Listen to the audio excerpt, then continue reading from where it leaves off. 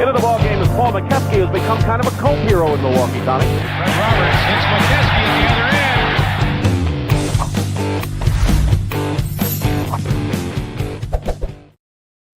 end. And good evening, everybody. Welcome to the latest edition of We Got Next. I am Ricky Hampton, and that is my great friend, the big fella, Paul McKeskey, coming to you on Monday evening after All-Star Weekend. Big Mo, my brother, good to see you, man. Good to be seen, man. Pistons are on the rise, baby. It is good to be seen, that's for sure. Hey, we're about to head down the home stretch of this season. Woodage already checking up. What's up, brother? Thank you for checking in, Woodage. And thank you, everybody out there, for coming in. You know, Mo, each week it seems like the show is growing stronger and stronger. We're getting more and more people tuning in. And we certainly appreciate that. Push the subscribe button. Push subscribe, baby. Push subscribe because we sure enjoy coming to you talking sports on our Monday evenings. Well, let's get right to it. The annual NBA All-Star Game. You know, 12 years in the league, all your time in the league, you know all about that event and what that weekend is supposed to be and what it's become. Just your thoughts on where we are and what you saw over the weekend. Well, I just think it's become such a spectacle now. Less about basketball, more about the show and, you know, entertainment and all this stuff. I understand that, but, you know, we need to really focus on the game somewhat and the players, right? They're the ones that work all season to be on the All-Star team. And, you know, it's just I think we've gone down the rabbit hole of trying to make the basketball game more watchable. Why don't we just play the game? Yeah. Why don't we just play the game instead of these guys, you know, they play some, then they got to sit for a half hour while someone sings or does a show, and then, you know, do that at the beginning, at the end, whatever you want to do. But, you know, it needs to get back to the game, and the only answer is this: what I wrote down on my board. USA versus the world next year. That's the answer. We've been talking about it. I think the NBA is afraid of it. I think they're afraid that the USA team will get beat by the world team, and that scares them. Even Giannis said, you know, it'll make me play harder. It'll make everybody play harder because the world team, which would be just as good as the USA team, would play hard and want to make a statement, and then that would make the USA team play hard also, or else get embarrassed. And money doesn't do it. Money for charity doesn't do it. Changing the format doesn't do it. You know, it has to come down to the game and pride. And that's what it was when I played, East versus West. The East Coast is better. The East Division is better. No, the West Division is better. We have the better players. And that's how they competed. Now, did they take charges and do all that? No, it was an all-star game, but they played hard. They tried to play defense, and it was watchable. I mean, I commend the Adam Silver and the NBA to try to change it up and have four, you know, teams and, you know, play 40 points, you know. But the fact is, a lot of those guys that were all-stars only played 8 minutes in the whole weekend. Right. Because if they lost their first game, they only played 8 minutes, 9 minutes. That's it. Mo, I love what you opened up and said about the game, and you know it as well as anybody. You've been around it. Quickly, USA versus the world, who's favorite? I mean, I was going over that, and once again, what's the most important ability in the NBA? Availability. Exactly. So, is LeBron healthy? Is Giannis healthy? Is Embiid healthy? That's what it comes down to. But I guarantee no matter how they break it up, it's going to be a good competitive game. And I'm predicting that the USA is going to struggle in 2028 to win a medal in the Olympics in LA. Next year, the All-Star game, NBA All-Star game is in LA. So how about we get a preview because look at these. Like, you tell me who's going to win, Ricky. So for the world team, right? SGA from Canada, Luka from Slovenia, the Joker from Serbia, Giannis from Jamal Murray from Canada, Sengun from Turkey, Wemby from France, Siakam from Cameroon, Karl Anthony Towns from Dominican Republic. That's part of the team that can play. That's a pretty good team right there. Now, who's better? Okay, LeBron, he's going to be old man, whatever. Curry, KD, AD, Mosley, Tatum, Ant-Man, Brunson, Booker, Maxey, Brown. Okay, let's go at it. Let's see. Right. Right. Who, the NBA has been fortunate, Paul, to have guys take the mantle. Going back, of course, you had Chamberlain, Russell, those great players, the great players of the 60s and 70s. You get in the 70s, you get Julius comes on the scene, and then you get Larry Bird and Magic, and then you get Michael, and then you get LeBron and that group with Durant and Chris Paul. I'm talking about American players now. Who's the next great American player? I mean, great. Nobody. I don't see anybody. I mean, the closest thing is Tatum, right? Very good player. He's a very good player. I don't know. Jason Tatum. Is he better than your teammate Marcus Johnson? No, not my eyes. Better than who? Your old teammate with Milwaukee, Marcus Johnson. Yeah, well, he's different. I see him more of a Sidney Moncrief, and is he better than Sidney Moncrief? Maybe a little bit. He's a little bigger, shoots a little better, probably. So, he's up there. I mean, but who else is there? You tell me. I mean, John Morant. Morant. Talent-wise, but Anthony Edwards. nah. But that's who's there. I mean, Right. That's my point. Right. Let me tell you this: the Lakers, over the years, have made unbelievable trades and acquisitions, right, to be great. So the Lakers do. Right. They had Jerry West and Elgin Baylor. They went and got Wilt Chamberlain. They had Kobe. They went and got Shaq. They got LeBron. These are all icons, right? All these players are icons. So what icon did they go after this year in the trade deadline? Was it American? No, it was Luka. That's who they went after and got to carry on the legacy of the legends that play for the Lakers for the next 8 to 10 years. So that answers your question right there. That says something, huh? I mean, it is. It's clear. Don't even go into the big. Tell me any young big that's better than Wembanyama. Can't. You can't. I mean, So tell me even a middle range. That's better than the Joker. Yeah. So and now tell me somebody that's better than Shea Alexander. Yeah. I mean, that's and that's why this won't happen. That's why that won't happen, because USA and the NBA is afraid of that. They're afraid of getting exposed, and the NBA league right now has 1/3 European or non-American players, maybe a little more. In the next couple of years, it'll be half, and then American players are going to be minority players in the NBA in the next 3 years by the Olympics. Paul, you coached overseas. You coached the Olympics for Europe. Why are the European players coming over here so much improved since when you played and taking the league by storm?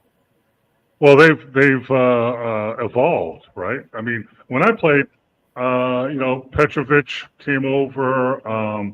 Sabonis when he was older, but they were a few. But now the game is global, and the Dream Team made that happen, and now people around the world can watch the game and play the game.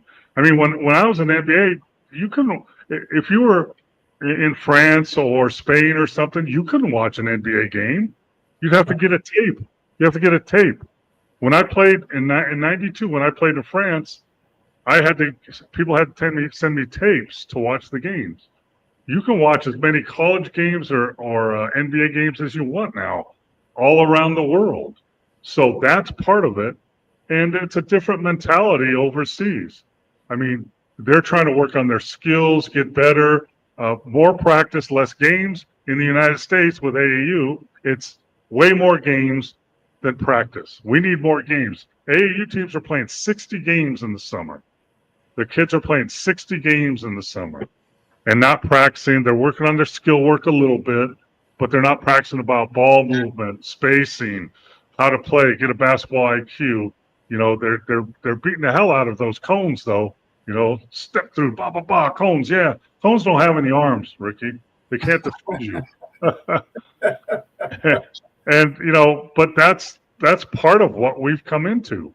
That AAU players in young players here in the United States during the summer, they practice 20% of the time at most and play games 80% of the time. Over in Europe, it's the other way around. You practice 80% of the time to play 20% of games. So that's why. Those two things are the big factor of why European and non-American basketball is growing like it is. Yeah, and our comments are coming in, and we really appreciate.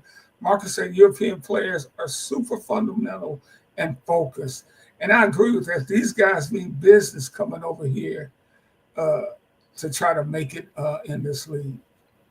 They also compete. Did you see Wemby play yesterday? Yeah. He was competing. He wanted to win. I'm not here to make friends. That's what he said. Now take that with some of the other younger players in the NBA that are Americans. They're there to have a good time, show off what they're wearing. Yeah, it's a difference. Marcus also Zion should be the face of the league, but that time is gone. He won't get right. No, then it should be Ja Morant. Carl says it should be Ja Morant, but he screwed up off the floor. It should be Zion, but he's not getting in shape. And yeah, Ant-Man is probably the next up. But he needs to work on his game, continue to work on his game. Ricky, I played with three of the best players ever to play the game I'm against. Magic Johnson, Larry Bird, Michael Jordan. All of them worked on their game in the off season to get better. That's what they did. Yeah. Plain and simple. I mean, it's not that hard. I mean, Dana, thank you, Dana. Hi, Coach Mo. Great show you guys do. Thanks, Dana. Hey, that picture was like 20 years ago, brother. Come on, man.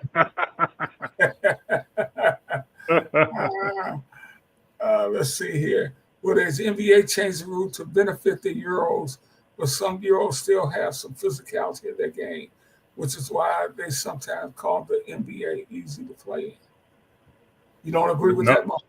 I don't agree with that. The NBA changed the game for the offense. The NBA didn't change for the Euros. They changed for the offense, which the Euros excel at. So that's what happened. And then every rule change over the last 20 years has been to help the offense and to impede the defense. That's the facts. That's why it's less physical. You can't hand check anybody. You can't chuck anybody. You can hardly touch anybody. If a guy goes to the basket and falls down, he usually gets a foul call. I used to say that in the D League. If you fall, you get a call. And then they started falling on their three-point shots. And the fact is, basketball, the NBA has been changed. Every rule has been changed to help the offense. That's the problem, not the Euros. It's not the Euros. Hey Paul, I saw a clip of Isaiah Thomas today, and here in the D, We loved you when you were here, and we appreciate you repping your Pistons cap tonight. Isaiah was talking about the arm bar when he played and how guys could move you with your head. Could you explain that a little bit, how they did it then and why you can't do that now? Well, actually, Isaiah, the arm bar, I can use that as an offensive weapon. I can use that as leverage. When he came in the league, we used hand checks. You could put your hand around someone's waist and hold them. Rudy White, who played at Arizona State, they called him hands. His hands were huge. He was a guard at about 6'4", and if he put his hand check on you, you couldn't move. You couldn't move. So, and when you come across the lane when I played, like Isaiah did, I would be able to bump him with my arm. I'd check him. It's called checking. You can't check anymore. You have to get out of the way. So when I played, you call it face cutting. If the basket's behind me and the ball is in front of me and I'm guarding somebody, if someone cuts in front of my face, they can catch the ball and score. I got to play up higher enough to make them go behind me, and then I can guard them. But I used to be able to arm check. So I used to talk about hand checking. And, yeah, Derek Harper was good. Everybody was good back then. And, you could bump and physically – but every rule, three-point line, no zone defense. You can't hand check. You can't bump anybody. There's a rule in the NBA, a rule book that says as a defender, you cannot impede the progress of an offensive player. You cannot impede an offensive player. You know what that means? Ricky, if you and I are cutting to the basket, you're on offense and I'm on defense, I have to get out of your way. I can't impede you. Yeah. That makes no sense to me, and that's why it's happened. Yeah. Imagine Allen Iverson in this era for no hand checking. And another shout out to Derek Harper, Pippen, Bumpet. He sure did. He bumped the Magic in full court. Yeah, look at the game. The All-Star game was in San Francisco with the Warriors were sponsoring it. And one of the great players out of Oakland is Gary Payton. Gary Payton was one of the best defensive guards ever to play the game. He was called the Glove. He's called the Glove. Gary Payton cannot be the Glove in today's game. Right. He wouldn't be the Glove. He'd foul out of every game. I tell you, how about I'll throw another Ricky Sobers. He's another guard. Yes. Ronnie Lee take charges but that's why it's not change footage for the Euros. It's change for the offense, and they overcompensated, just like the NCAA overcompensated and let NIL and transfer portal go at the same time. They overcompensated and make a mistake. The NBA has made a mistake and did every rule to the offense. Yeah, absolutely. I mean, look, like Ricky, this bothers me too. Like, here's the rule in basketball and NBA, any college. If I'm a big guy, I can be in the charge circle, and as long as I jump up vertical and don't put my arms down, that's not a foul on me. But what they do is, a guy like you will run into my chest and fall down, and then you'll be at the free throw line, and I'll be looking at the ref.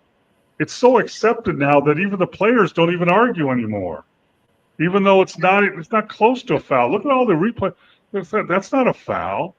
And I don't know how many times I've told the TV, that's not a foul. This is from Carl. I would love to see an NBA coach find a way to utilize a big man in the post in the modern day game. Post play will bring back the game. It is certainly missed, Carl. I have to agree with you there. Yeah, I mean, well, the Joker plays in the. Here's the deal, though, Carl. The post play is not low post play anymore. It's mid post play. Tim Duncan started that, by the way. Tim Duncan posts up on the logo out about 15 feet from the uses back to the basket move, post move at the 3/4 post area, not the low post. So post play is still around. It's just not low post. But the game has gotten away now that no one wants to do that. Look at Zach Edey, who was Player of the Year in college for 2 years straight and didn't get drafted till last year. He's a great low post player. Look at Brooke Lopez for the Milwaukee Bucks, who was one of the old school best low post players when he was with New Jersey. Hook shots, drop steps, and now what's he doing? Shooting threes, because that's what the game has gone to. There's very few pick and rolls anymore, the post ups. There's pick and pops, and there's pick and short rolls to catch the ball and kick it to 3-point shooters. That's what the game has become. Paul was going back. Willis Reed, was he mid post? Because seems like he shot around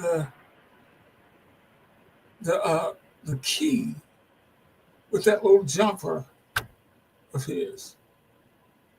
Yeah, I think that to Willis. Yeah, I mean, I don't know his game that much. You know, a guy, Piston, was like that. Bob Lanier was like that. Yeah. Bob Lanier would catch in the 3/4 post, but he would drive to the middle and shoot that lefty hook, or he would pivot and shoot that fadeaway. So he was playing on the post and 3/4 post. Tim Duncan did it. Dirk did it. But low post play is not forgotten. Low post play is forgotten, and I don't think it'll ever come back. Yeah. It'll just never come back. Mid post is where LeBron is at his best. Believe it or not. That's where Dirk was at his best. That's where Michael Jordan played in the triangle. The triangle offense is a 3/4 low post guy catching it. Bill Cartwright was good at it. Michael Jordan, when he played in there. Kobe later in his years played in the 3/4 post in the triangle. And that's all. It was 3/4 post.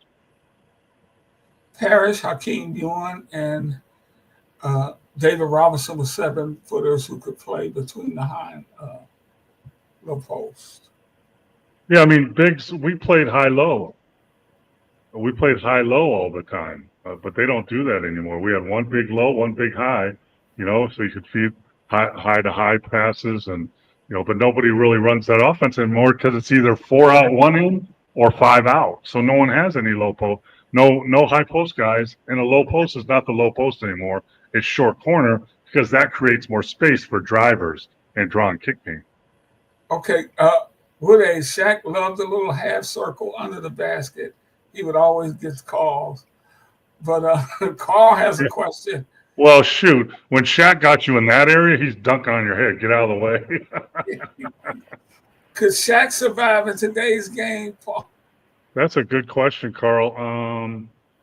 I think so because it depends. People don't understand. You remember when Shaq came in the league?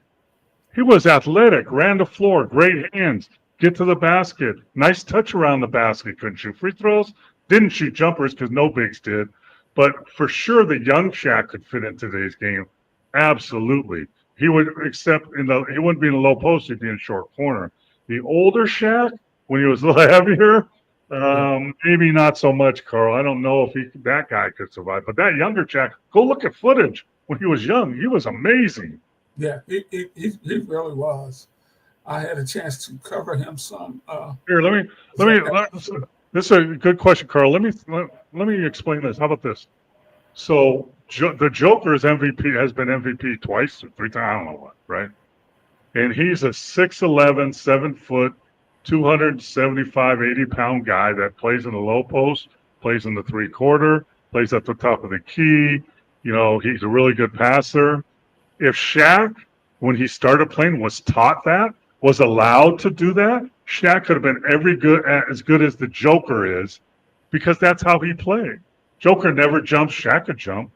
Joker has good hands, Shaq had good hands, but we were never taught. Shaq was never taught or allowed to do that unless it was in an all-star game. Well, I guarantee you, if you started training Shaq when he first came in the league and said, okay, you're gonna catch in the post and you're gonna pass, and then you're gonna go out and set picks and catch 3/4 and pass it here, and you could bring the ball down when you want. Did you see Shaq bring the ball down during an all-star game sometimes? And here's the deal that people don't understand either. The Joker's not a point guard. He brings the ball down. Guess why? Because there's this big guy guarding him, and big guys don't guard across half court, so it's easier, But yeah, I guess I'm thinking about that again. If Shaq was trained like bigs are trained now, he could be in this league. If Ralph Sampson was allowed to do what Wembanyama does now, Ralph Sampson could do all that stuff. Sean Bradley could do all that stuff. We were just not allowed to. Yeah. Hey, Mo, this is from Giannis talking about the World versus USA. He said that if that game took place, there would be more pride in it, more stakes. I would love it. Oh, I would love that. I think it would be the most interesting and exciting format. I take pride in that. I always compete, but I think I would have a little extra juice to compete. And as you mentioned earlier, Wembanyama said the same thing. Let's go back to the game last night a little bit and how they tried to put it together, Paul. Just your thoughts on that. Do you think the competition was a little bit better? And here's my thing. I love Kevin Hart, but if I want to see him, I'll go to a movie. I'll go to one of his shows. I do not need to see him at a basketball game. Makes no sense at all. I love Kevin Hart too. Love him in movies. Haven't seen the show, but we'll go to it. But guess what? This is so stupid. It's so stupid. So you do this new format to have the players play harder and make it more serious. Then you bring in a comedian, Kevin Hart, to be on the microphone and tell jokes and get on people while the game is going on. That makes no sense at all. That's ridiculous. And it took away from the game. I think the format was working pretty good till they brought Kevin Hart on the mic, and then they broke it up. Because guess what? When the Young Guns team played and against the older guys, they stepped up their game because they didn't want to get embarrassed and they wanted to show them how they were. And guys were playing till the first game or two was pretty good competitively. Guys were trying to play defense a little bit. But the last game, because it was a blowout, because the players were there for 2 hours and only got to play 15 minutes, they were stiff. And the last game turned into a blowout, cherry-picking event that they tried to guard against. But they created that because they did that. I don't think it was a bad idea. It was just executed poorly. But the only way to do this, and I'm telling you, 100 million overtimes a game. I've been telling you this for 3 years, Ricky. I've been telling people for 3 years. The only way to do this and get it the way you want is USA versus the world. Period. End of story. Please listen to me. I've been preaching it for 3 years now. And the problem will come out just like the Olympics. In the Olympics, those guys play hard, of course. And they're not going to be, I guarantee you, Giannis, Joker, Luka will be playing their butts off.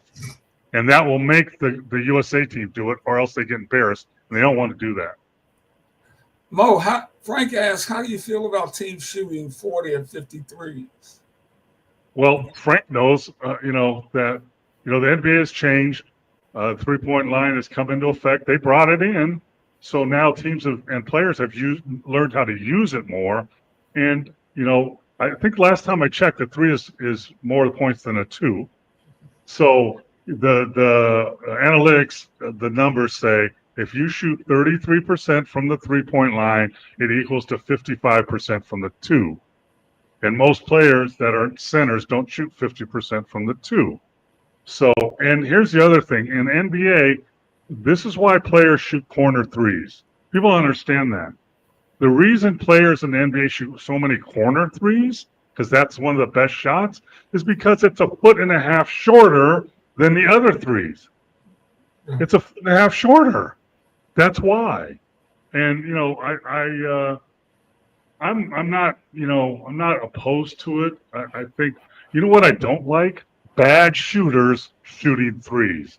Bad three-point shooters shooting Coach, threes. I'm open. Coach, I was open. Yeah, you're open for a reason, Ricky. You can't make a shot. But to Frank, that's not going to change because that's the way the game has gone and the floor's open now. And I'll tell you what, when it first started, players are now, weren't great 3-point shooters, but now they're getting prolific at it. And you even look at college games; those guys are knocking down threes all over the place and long threes. So that's going to be there. I don't like bad shots. If you take an off-balanced 10-footer, that's a bad shot too. So I don't like bad shots. But taking threes is part of the game. You just need to use it effectively. But Paul, we've talked about this over several times over the years. I really don't know if we had this conversation since we've come over to Sports Fluent and with this fantastic new audience. You mentioned analytics a couple of minutes ago, and people think that's shooting a lot of threes, but that's not the basics of analytics. No, years ago, I coached for the RGV Vipers, Rio Grande Valley Vipers. That's the Houston Rockets affiliate down in Texas, in southern Texas. And we were the first to really use analytics and really start shooting threes and use them wisely. And I learned it from the bottom up, from Daryl Morey and the Rockets staff that sent us pages and pages of stats and what to do. If you out there really are interested in this analytics, you need to go to, it was out probably 10, 15 years ago. It's on YouTube. It's called Layups and Threes from Grantland. It's an ESPN 30 for 30. We were in it. They followed us around. But three-pointers aren't the first shot you want in analytics. Analytics rates the shots as 5 shots. Number 1 is a layup. That's number 1. If you get a layup, that's the first best shot. Number 2 is getting in the paint and getting to the free throw line. That's number 2. Number 3 in the NBA is a corner 3. Number 4 is any other 3. And number 5 is an out of paint 2. That means not in the paint, out of the paint 2 is the 5th shot. But that 5th shot out of paint 2, after the shot clock is down to 6 seconds, you can take that anytime you want. Layup, free throw, corner 3, any other 3, out of paint 2. That's how it goes. That's real. So when you got guys out there going, why are you passing up a layup to throw it out to the 3-point line? That's not analytics. That's going against analytics. If you have a layup, you're supposed to take it, not kick it out for a 3. That's where people get this messed up. That's not analytics. Passing up a layup for a 3 is not analytics. It's not. There you go. From the big fella, Paul Mokeski. Mo, I just love it. I just love it. I love it. Let's see what else we got here. We got a bunch of guys. Hey, I know Mo will be down for that call. USA versus the world in Vegas, baby. I like that. Yeah, for sure. Absolutely. I think it was floated around that play 1 in U.S. and 1 in Europe, but I like Vegas better. Bring it over here, baby. I can go to it then. I love it. Kobe was a monster in the mid-post, and people never talk about how lethal Tom Chambers was. When I think about Tom Chambers, I just think him dunking over everybody. Yeah, you think about him planting his knee in somebody's chest and going head above the rim. How tall was Tom? 6'9". 6'9". 6'9", 6'10", maybe. Yeah.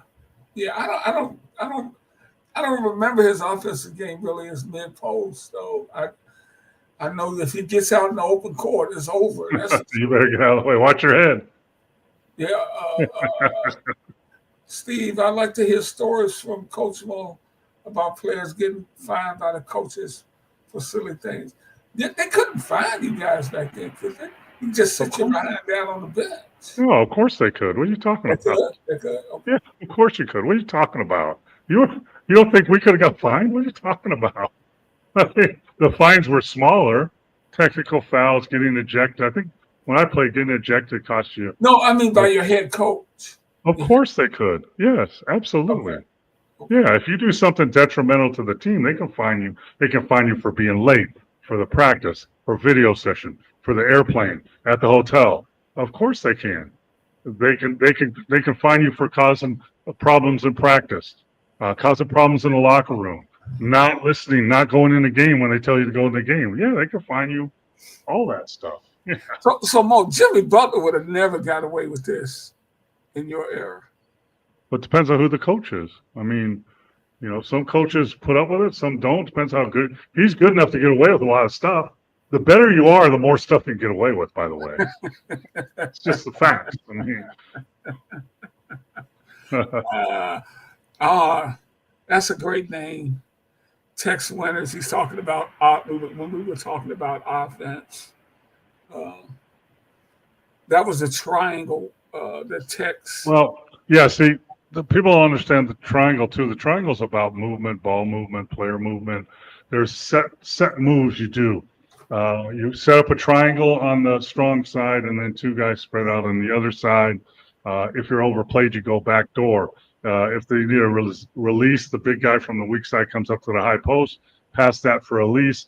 The other big goes to the other low post and creates another triangle. But it was about movement, because when I first got in the league, right before I first got in the league, the NBA was sounds familiar, right? Is about isolation, one-on-one. I guard you, you guard me. You get no help. That's what it was back then, and fans were tired of it, and that's why the changes have been made. And the teams that realized that ball movement, player movement back then, Boston Celtics, Los Angeles Lakers, teams like that knew how. It wasn't as much one-on-one. All those guys could score one-on-one, but they moved the ball first. They swing the ball from side to side. And that's why that came in. That's what the triangle created that. There was no, you couldn't stand around.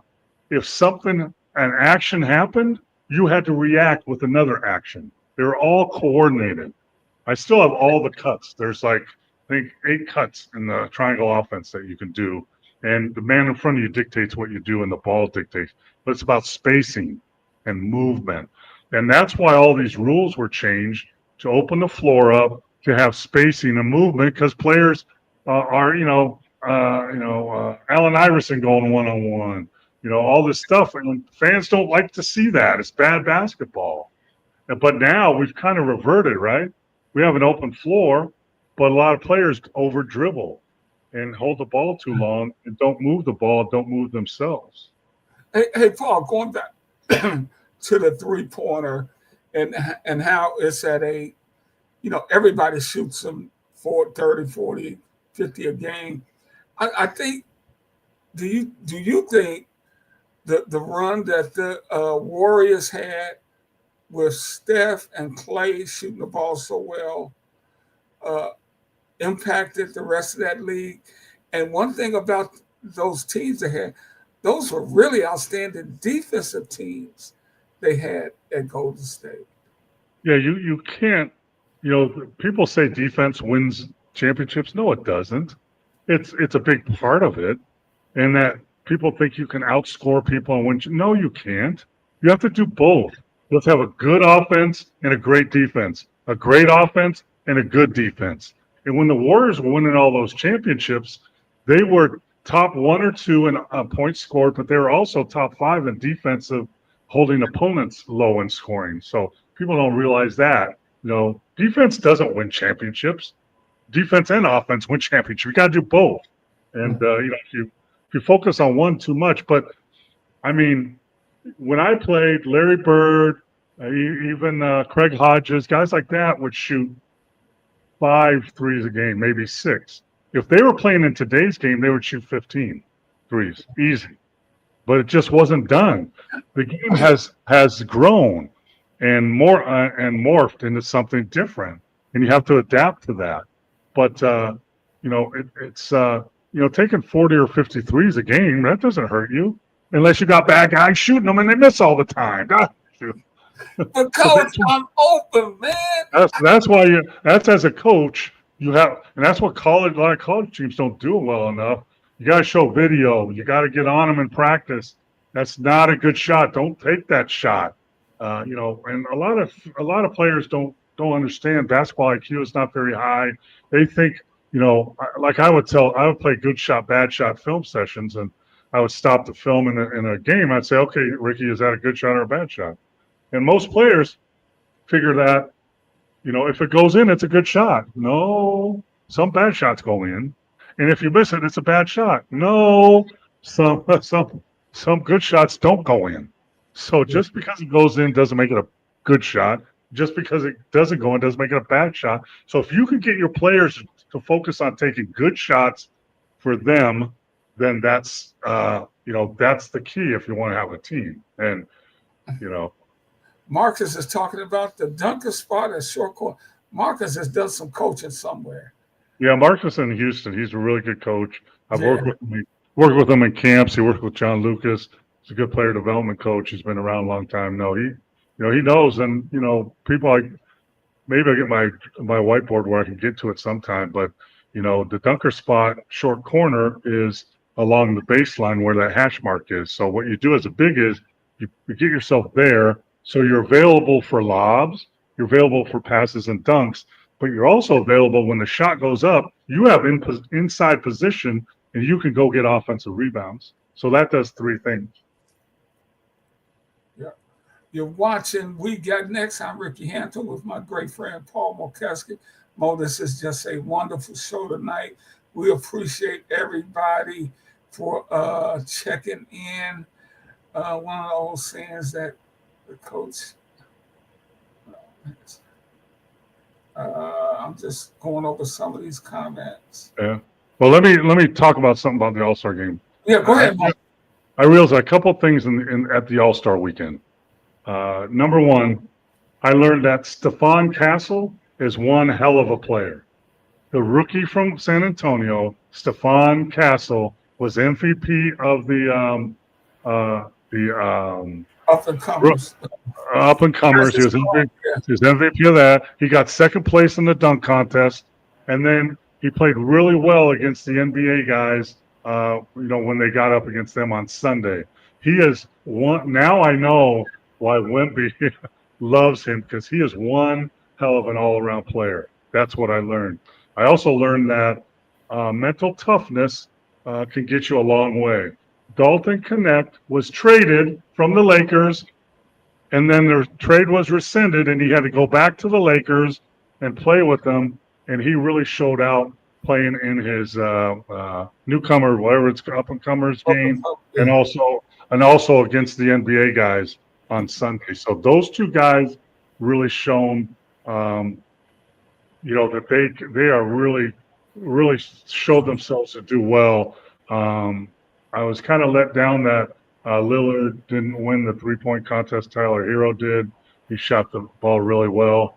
And Matt McClung is one heck of a dunker, and he can jump over a car legit and throw it down. Yeah. Man, he can get off the floor for sure. But the dunk contest, for me, Mo, the best dunks are the in-game dunks. When somebody's guarding you, dominating. Okay. Well, next year, Ricky, we're going to fly you to California, and you're going to stand in the charge circle and let people dunk on your head all game. Yeah. I'll pass on that one. But I mean, it's phenomenal for me. Yeah, it's fun. He is. I was there for the best dunk contest ever.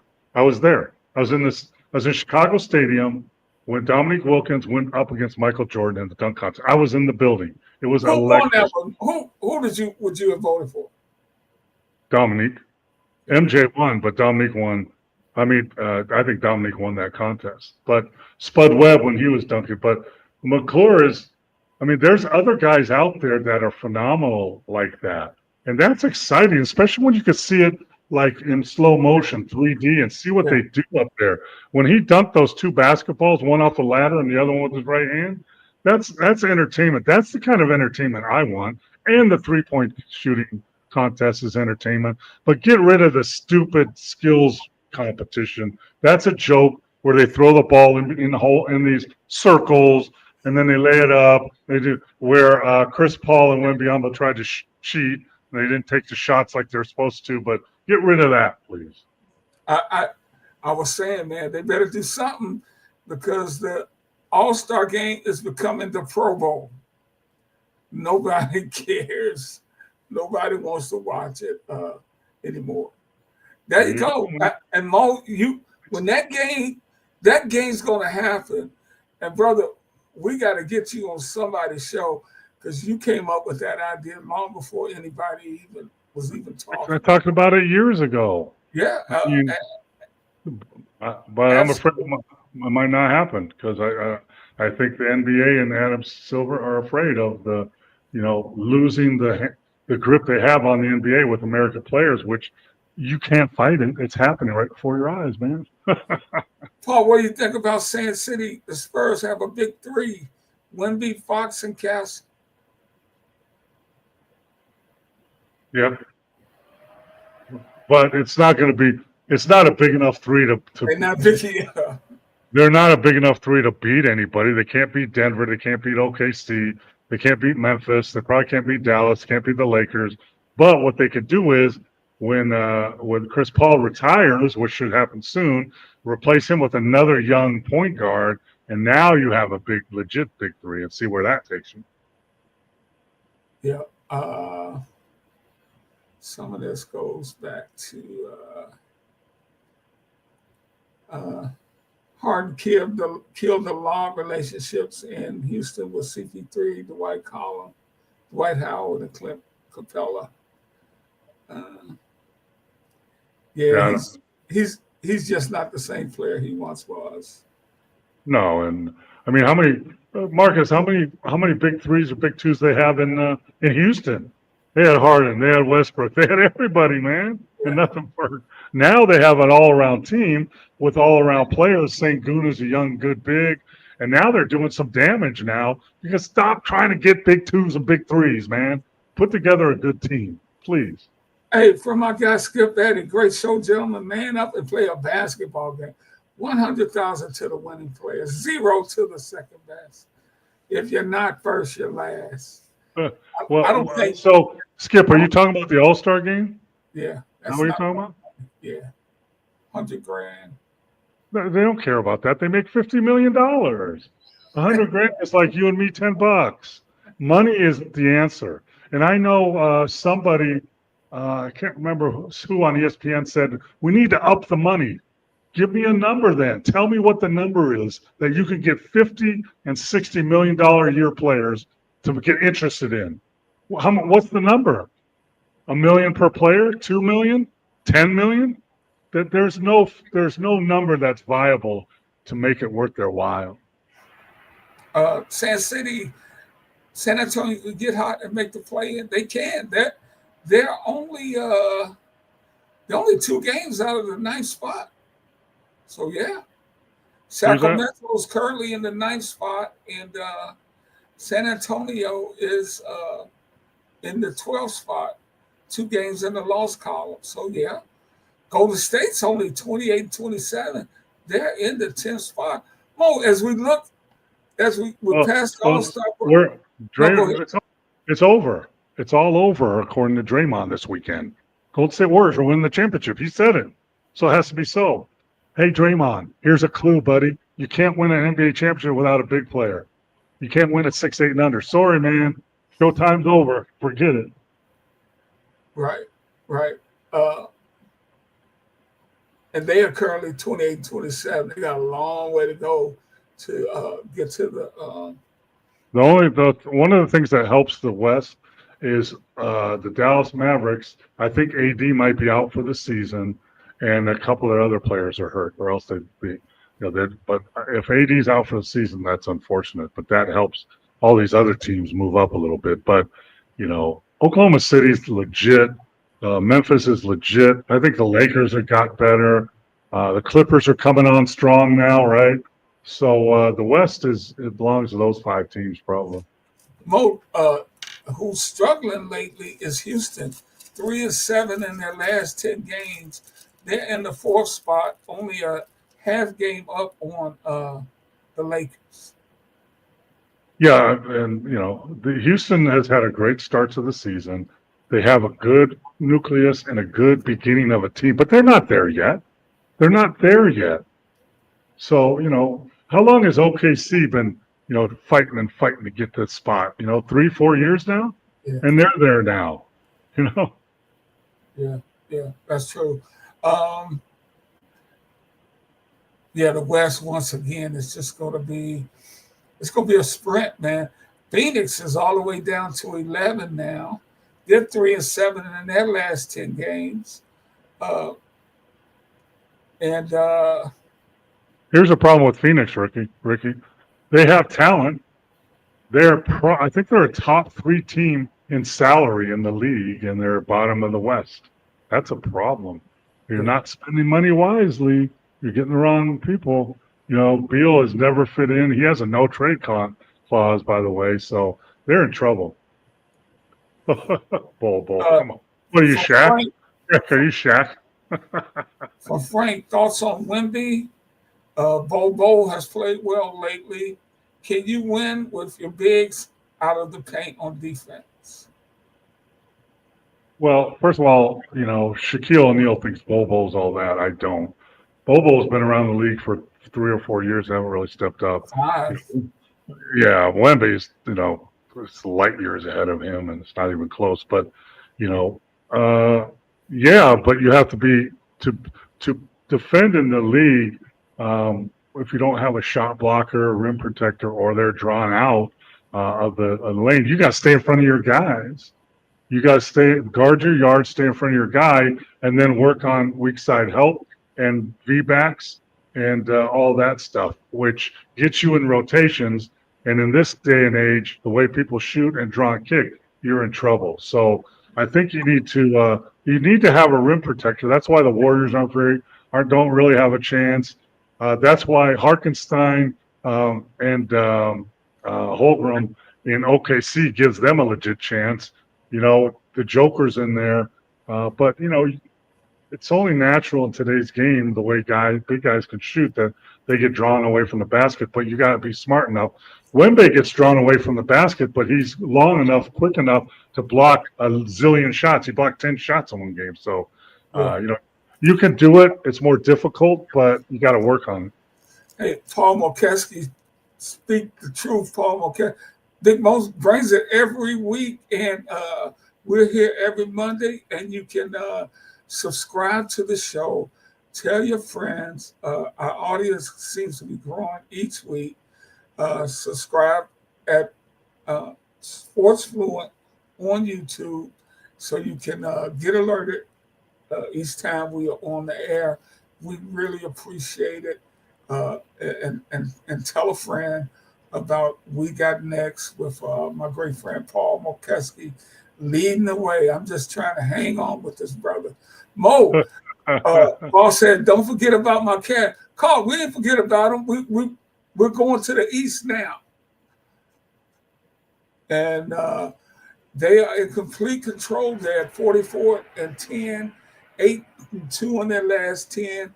Boston's played a little better lately going into the break mode. They're 8-2, and so are the Knicks, 8-2 going into the break.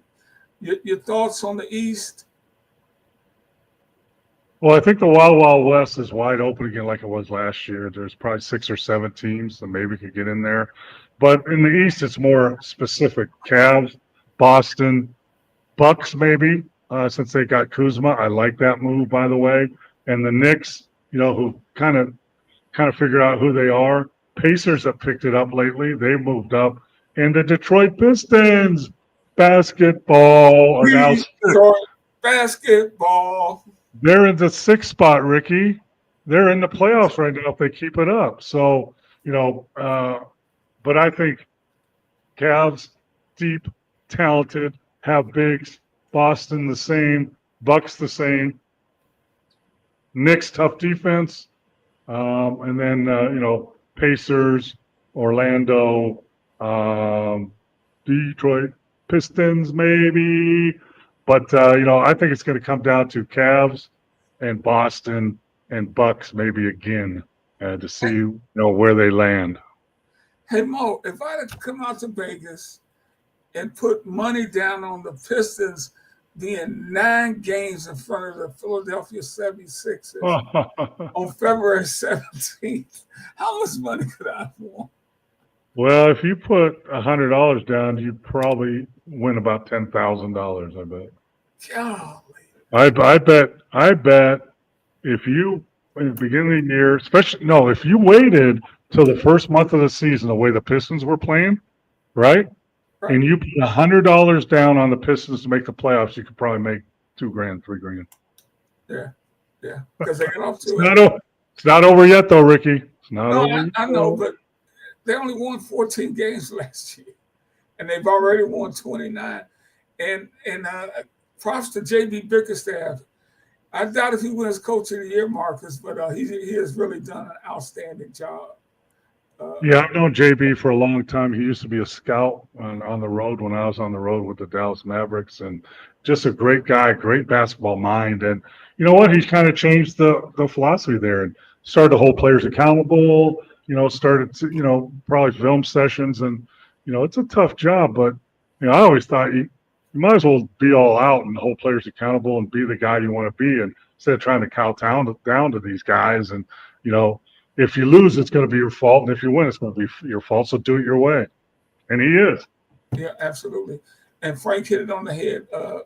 Cunningham, who should not have been in the three-point shooting contest, he's not even the best three-point shooter on the team. That's Malik Beasley, but he is having a heck of a year, and they do. They play with effort. That's all Bickerstaff talks about. And they got Tobias Harris, who's a really good player. Ivy's playing well. And then Jalen Duren, who's a young 21-year-old big. He's averaging 11 and 10 rebounds. You got Hardaway Jr. You got the worst of the twins, Thompson. Adar Thompson. He's not amen, but he's decent. So, you got a chance to get very athletic. Thompson, heck of a defender. And the rookie, Holland, when they have Holland and Thompson on the floor, these guys are not Scottie Pippen on the defensive end, but they bring that kind of length and athletic ability. So they get a lot of deflections and they get a lot of loose balls. So that helps. Mo, this is a great question from Carl. How does the NBA feel about small market teams playing for championships? I mean, is the thing rigged? No, the NBA is not rigged. If they're sitting in the NBA office in New York and, they get a chance that New York and LA are in the finals, they're happy. But at the same time, if OKC or Milwaukee or Memphis, those are small market teams, if they get there, they're happy for that because it stirs things up and it gives all the other teams hope to get there in the future. So, are they happy about, if New York or Philly or LA or yeah, for sure. But are they trying to make it that way? No, that's not what's happening. And all those conspiracy theorist people out there, are full of crap. I mean, I saw, the Kansas City Chiefs, the referees are rigging their games and helping them win. And, I saw there was somebody online that put one of the scripts for the game of the Super Bowl where the Chiefs are going to get a fumble and then they're going to score. And then Mahomes, that's bull crap. That's not true. That's all fake. Hey, Mo, Steve says they won't win another title for 50 years, but should they have more than the one that they have with this Giannis team? Well, the problem is, Steve, that Giannis got hurt in the last two playoffs, right? He was hurt. And Middleton get hurt. The best ability in the NBA is availability. And if your best player is not on the floor, you're not going to win a championship. That's the facts. Now, does Giannis have holes in his game? Yes. Does he miss free throws? Yes. Does he play hard? Yeah. Does he hug the ball too much? Yeah. But he is one of the best players in the league. So you need him on the floor. And they lost. Should they have a couple more rings? Yeah. If Giannis was healthy and Middleton was healthy, yeah, maybe. Shoulda, woulda, coulda. Hey, look. And Coach, I'm glad you put that to bed, Coach. Talking about the small market team. And speaking of, guys, we got to put the show to bed. It's a shame, too, because we still got questions and comments coming in. Thank you guys so much, man. We really enjoy this. Mo and I talk during the week, thinking about stuff to share with you guys. And we appreciate the way you interact with us because it's a team thing all the way. But Mo, we got to get out of here. Any final thoughts?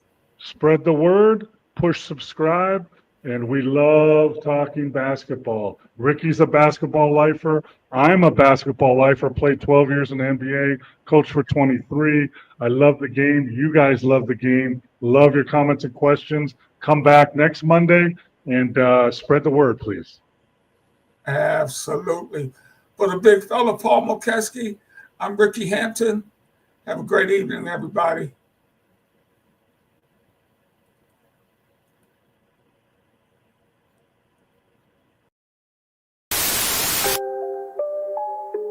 Oh, Canada. Put on a suit, drink water, don't drink and drive. Hey, man, call your mother. It means nothing. It means nothing. No, they lying to you. It's about the money. Now you're more fluent.